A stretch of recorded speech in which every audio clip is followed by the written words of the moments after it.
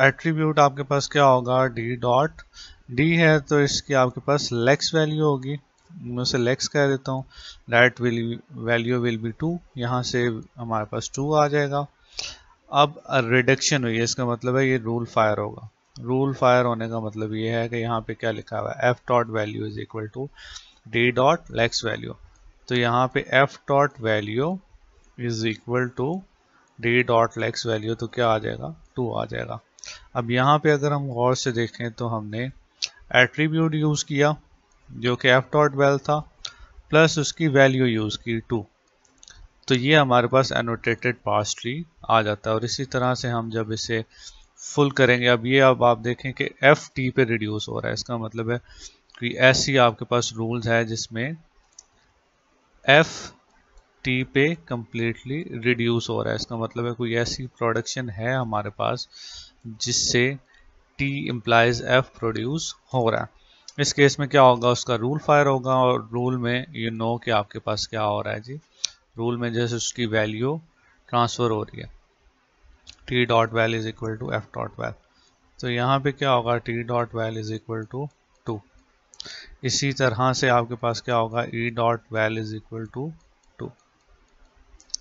लेकिन अब आप यहाँ पे देखिएगा, जब हम यहाँ पे करते करते यहाँ पहुंचे, ठीक है, अब यहाँ पे भी तो हमारे पास रिडक्शन हो सकती है, लेकिन क्योंकि यहाँ पे E इम्प्लाइज ई प्लस अभी तक उसे नज़र आया है इस रिडक्शन में, E और प्लस नज़र आया, तो इनमें कोई एक ऐसी प्रोडक्शन भी नहीं है जो इस तरह की रिडक्शन दे रही हो, E और प्लस आपका E पे रिड्यूस हो रहा हो। हाँ, अगर हमें ये मिल जाता है जी E प्लस टी, तो फिर ऑब्वियसली हमारे पास एक इस तरह की प्रोडक्शन है जो कि ये काम कर रही है, इस तरह की रिडक्शन मिल रही है, तो फिर हम ये वाला रूल फायर कर सकते हैं। बट अभी ई प्लस के केस में हम नहीं कर सकते, उसका रीज़न है it's not a proper reduction, कोई इस तरह का प्रॉपर एक ग्रामर रूल नहीं है जिस तरह की प्रोडक्शन लेके आ रहा हूँ। So let's move forward, again bottom पे चले गए, अब यहाँ पे क्या आ गया, डी डॉट वैल्यू, यहाँ से हमें क्या मिल गया, वी गॉट वैल्यू 3 हेयर। फिर यहाँ से ऊपर आया तो वी गॉट अ रिडक्शन, यहाँ पे हमारे पास वैल्यू क्या आ गई जी, 3 आ गई, अगेन वैल्यू 3 आ गई। एंड अब यहाँ पे आके वी कैन सी कि हमारे पास एक इस तरह की रिडक्शन आ गई है जहाँ पे रूल फायर हो सकता है, E implies E plus T आपके पास कंप्लीट हो चुका है। इस केस में क्या होगा, इसका रूल फायर होगा। अब यहाँ पे 1 लिखा हुआ है, यहाँ पे 1 लिखना इज बेसिकली टू डिफरेंशिएट के पेरेंट की वैल्यू क्या है, चाइल्ड की क्या है।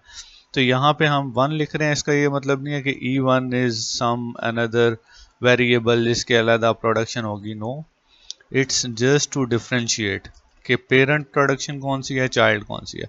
सो दैट्स वाई यहाँ पे क्या लिखा हुआ है, 1 लिखा हुआ है। E implies E1 plus T, इनकी वैल्यूज को एड अप करना है। सो 3 प्लस 2 आपके पास क्या आएगा, you got the value of 5, यहाँ पे आपके पास वैल्यू 5 आ जाएगी, और L पे भी क्या आपके पास आ जाएगा, इसकी वैल्यू आपके पास 5 आ जाएगी। सो इस तरह से आपके पास एक ट्रांसलेशन, इस चीज़ को मैं ट्रांसलेशन कहूँ कि ट्रांसलेशन होती है जी, और ट्रांसलेशन को अगर मैं थोड़ा सा और एलेबोरेट करूँ तो ये आपके पास top to bottom, left to right होती है। जैसे हमने अभी ये इसको ट्रांसलेट करना शुरू किया, we start from the top, हम बॉटम पे आए और हमने देखा कि हमने इसे लेफ्ट टू राइट ट्रांसलेट किया, और यहाँ पे हमने देखा what is expansion, what is reduction, ठीक है। और रिडक्शन के ऊपर हमने क्या कहा था कि रूल्स फायर होंगे, on every reduction we will fire a rule, ये हमारे पास रूल है, इसे हम फायर करते हैं, इसका मतलब इसे एग्जीक्यूट करते हैं।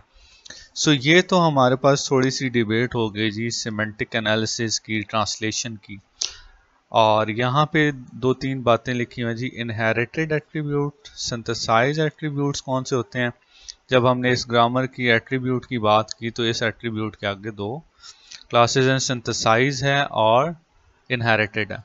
तो सिंथेसाइज एट्रीब्यूट वो होते हैं जिस तरह से मैं कह देता हूँ कि I have a production S implies A B, ठीक है। तो अगर मेरे पास यहाँ पे ये चाइल्ड की वैल्यू अगर पेरेंट को जा रही हो, मैं अगर यहाँ पे एक रूल लिख देता हूँ यहाँ पे कि S dot val is equal to A dot val plus B dot val, तो इसमें ये जो s का एट्रीब्यूट है, यहाँ पे s का जो एट्रीब्यूट है, दिस एट्रीब्यूट इज सिंथेसाइज्ड। और अगर इसमें ऐसी प्रोडक्शन है like A dot val is equal to S dot val, अगर इस तरह का सिनेरियो है हमारे पास, तो ये हमारे पास क्या आएगा, दिस इज इनहेरिटेड एट्रीब्यूट। यहाँ पे हम इसकी आसानी के लिए इसे s और i से भी डिनोट कर सकते हैं, हम लिख सकते हैं। अगर इन रूल्स को मैं थोड़ा सा सही से डिफाइन करके लिखूं, अब आपको कुछ आइडिया हो गया होगा, तो I can right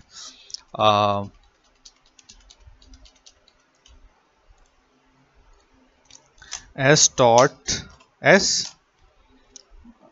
y n synthesise कर देता हूँ, this thing equal to a dot sum val plus b dot sum well.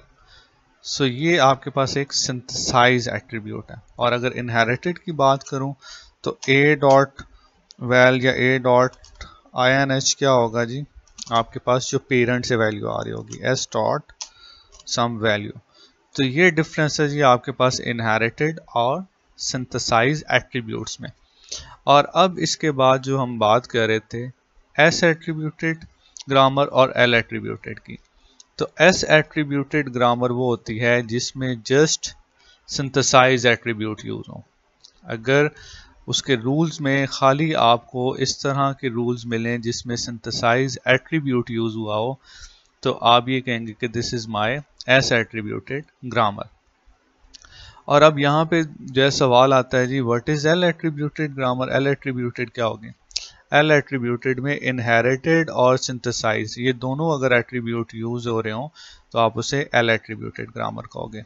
और इसमें एक डिफरेंस ये है कि इनहेरिटेंस जो है वो पेरेंट से या लेफ्ट सिबलिंग से हो सकती है। अगर मैं इसके रूल्स को यहाँ पे डिफाइन करूँ और आपको बताऊँ कि this is l attributed grammar, तो उसके रूल्स में मैं इस तरह से कर सकता हूँ कि I can write b dot INH is equal to a dot v, या मैं ये भी कर सकता हूँ कि a dot INH is equal to s dot v।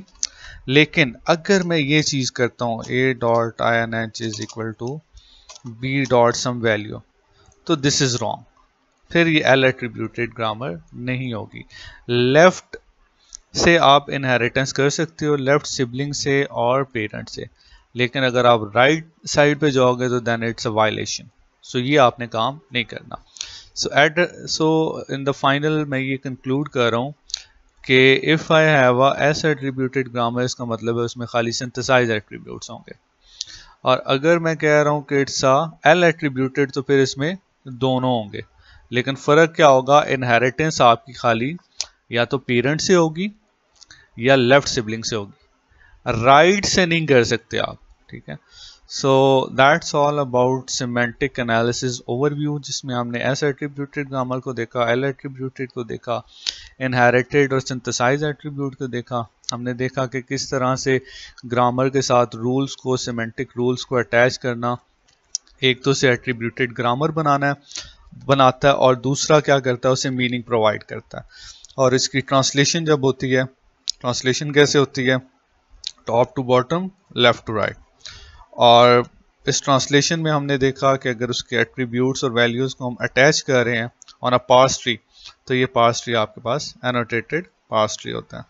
सो यहाँ से हम चले थे, we have a RE CFG, और इस केस में we have a CFG plus some semantic rules. That's all about a brief introductory to a semantic analysis.